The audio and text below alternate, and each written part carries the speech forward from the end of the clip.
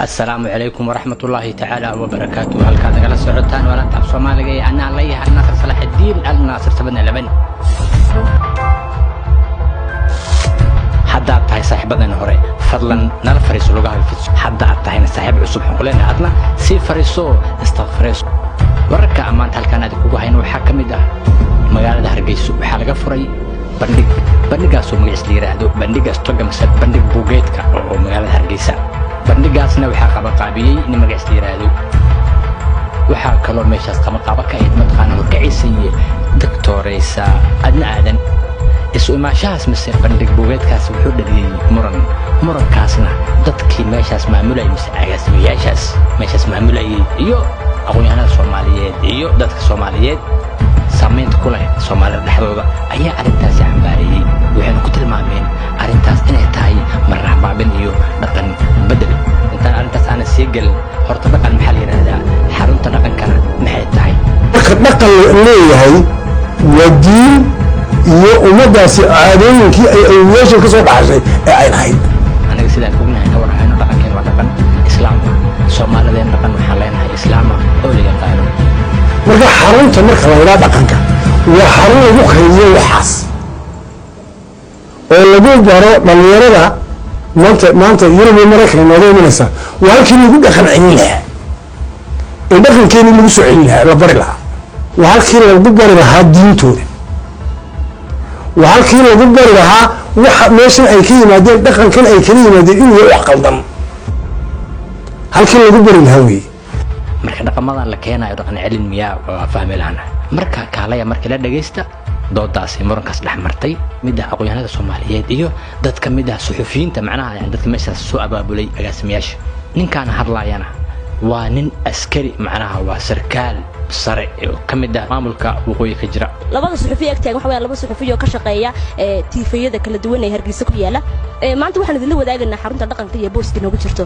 waxaan ku horeysiinayaa Xamdi Xayaad oo kamid ah suxufiyiinta ka hawlgala magaalada Hargeysa waxay inooga shaqeyn doontaa xarunta dhaqanka iyo booska ay bulshada ugu jirto maadaama ay soo baxayaan dhaleecayn badan oo xarunta dhaqanka iyo jaamac Muuse Jaamacba ee lagu dhaleecaynayo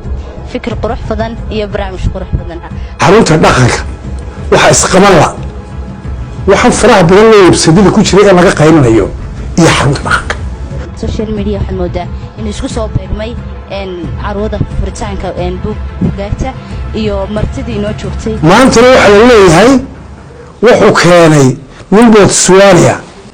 walinkii sharciga dhan ee dalka Botswana jibiyay sidii gurigiisa yani kamid ahay bini aadanka iyadoo maanta dadka xumaantaas ku hawlan ay baagaranayaan dhaqaale badan siinayaan mamnuuc buu ka ahaa dalka Botswana in ragga farxumeeyo ninkii jabiyay حتى هدي وحلا كينا وحلا بهنا خف عنهم معقول ومرة يعني واحتر كله لكن جاب كذا اللي ما كان سنسي وشخصيتي أفريقيا أقول حميد أيها وحلا وش عشوني حرونتي دقنك xarunta dhaqanka Hargeysa daris raxal iyo 2 iyo 3 inta ku soo koob wallahi kuma soo koobi karo oo leeyahay waxbuu noo sheegayo buug wanaagsan buu qorayo buugu soo bandhigayo wax fiican ma sameeyay bini aadanka kamid yihiin waana iman karaan waana xarunta ka soo qayb gali karaan waa la kala kuwa loo tago dhaqanka bedel bini aadanka kamid yihiin waana iman karaan ay ka dhigantaa dumarkii waa la keenay in baa gabar baa ka horeysay أفراد إنجليز أيه كوريسي ويقول الدمر كسرعة وعيان وعريسة ما فين حرمت الدقنكو إن أي نقطة حرمت الدقن كانوا يقبلوا فيه waa meel markaad soo gasho dhaqankii dareemiso waa meel markaad soo gasho xasilooni dareemiso waa meel markaad soo gasho dhalinyaradu ku fikirkoogii iyo waxqabadkoogiba aad ku farxayso isweydaarnayaan مشر ماركل إلى وحش سودري ويب سايت كمان يوتيوب حرمت دقة كان تجيبوري برنامج ولا مخبرني كواستي بس على لودي أوصل لودي تيجي حبلا هذا برنامج سودري يوري تيجي واحد سو قليوري بدويها كوسوري 2 minutes إيه كستا لما كستا هذا إسكال صور كذا سمرته وشكاسي لهين قليل يا أبو خشرات دي عشرات كي شرفتي ولا سعري markaad soo gasho xasilooni dareemayso waa meel markaad soo gasho dhalinyaradu ku waa meel markaa soo gasho xasilooni dareemayso kullada maskiinta baraadan ma aqaan wax lagu soo aqriyay ana weliga ilaahay wax maqli jiray dikriga ilaahay inoo keen xasilooni macnaha laabta inoo dejiyo dadka marka umadu xirwan inay ka dhacdhiciyaan aan la yaabana marka walaal hadaa rabto meel maaragtay laabta dejiso masaajidka ma aadid hargeysa masaajid ma lahmiya dadka maxay tahay kula kulmaysid macnaha wax soo waday meel dhalinyarada aad kula kulmaysay soo waday macnaha marka dambe ay qabatay joojis in farna qabatay maxaa inoo keenay inaga meeshan waxaynu mooyayna inaan ahayn ka dhigantay oo tahay meel cid kale samaysatay oo dhaqanka lagu fidinayo horta milhin tiyaatar mina lihin meel aynu iskugu nimaadno nahayn xarunta dhaqanka marka hargeysa ahaan laga hadlayo tiyaatar doo baahan tahay farmaajo la xiriir xamar ku yaalaadii marka laan dhibka maxaa gulahay xamar ma aadid xamar wax walba yahay xamar xeeb leedahay walaada garoon leedahay walaada tiyaatar leedahay wax walba tumasha jacaysa xamar ugu tag xeeta walaalay xashuust mawduucii ka fogtahay walaalay masaajid ma gashid dhibkan ku hay muxuu yahay xarunta dhaqan erey dhaqan kaliya marka la yiraahdo dib waa dhaqankii makii Mareykanka makii Ingiriiska makii Faransiiska makii Yuhuudda waa mid la yaaban oo dhaqan muxuu yahay dhaqan makeenba makii gaalada yani waa dhaqan la soo xawilo idinka marka qaadanaysiin laakiin inagu dalkeena maadaama ku taalo xarunta dhaqanka ee Soomaaliland ma soo qaadayna nasiib uminu helin tiyaatar inta saa u buuxaan fanaaniinteeni ay riwaayad ku matalayaan oo inu gelayno dhaqankeena halka ma yahay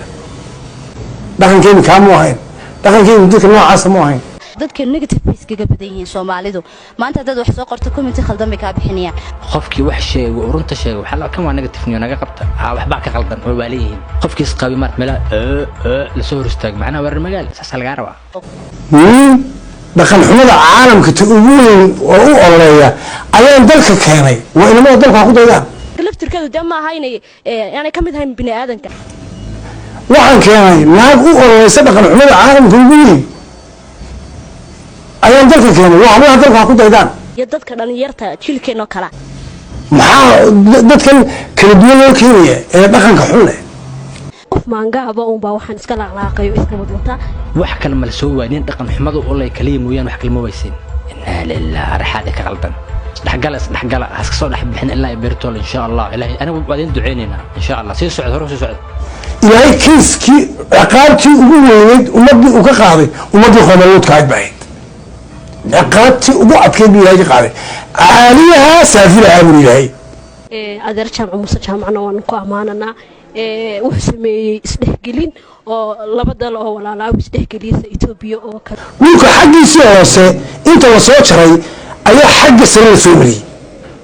wiilka xaqiisii sare xagga hoose la mariyay balse waxaan u sheegnaa dadka maangaabka ee xarunta dhaqanka dhaleecaynaya in isku jiraan koox laga soo abaabulay xamar iyo koox kale oo diima ku qaraabanaya iyo koox kale oo maxay tolo iyaguna iska daba socda oo iska haydalasa marka waa kana maangaab leh waa dadka runta xitaa maangaab leh xataa ana dacana hala maangaab kale soo dhihla ogayna maangaabana laakiin walaalay waxaan ku leeyahay dadka xamar ma ka imaan oo dad damir leh isku degaan waateen isdiji adi hadaa noqotay dulli oo damir aan lahayn oo diintan ay ka dhamaatay dadka maaragtay waa dad nool oo dunidooda iyo aakhirad maaragtay ku dadaalay marka walaalay waa laga soo saaraa dullimadaas ku jirtid iyo doonsigaas inay tahay xarun ku haboon waqtigeedii inay timi marka waxaan leenahay dadka diimaha khaldan ku qaraabanayaan waxaan leenahay diimaha khaldan xarunta laguma faafiyo idinku hadaad ku qaraabanayso idinkeedii taala wasla fiicanta diimaha ku qaraabanaya ay ku leedahay dhaqankuna waa dhaqankeena Soomaaliyeed maanta waxaan u baahanahay arrinta lagu noqdo maamulkeena Allah khayr siiyo waxaan u baahanahay in meesha dib u isku sameeyo oo ku noqdo oo meesha wax yaala dad kala soo dhigo xarunta dhaqanka Hargeysa qofka yimaada amba ku xiran amba xarunta soo dhax gala waxaan ogahay tahay xarun ku haboon waqtigeedii inay timi saadurtu waxa u baahan tahay walaal xataa hadal cilis u baahan tahay isbiida kugu jira tartiib istiji ogahay wax u baahan tahay I can feel you the only qof ku dareemi karo waa ani istiji tartiib ana reer galbeedkii ayaa anaga waxayna barayaan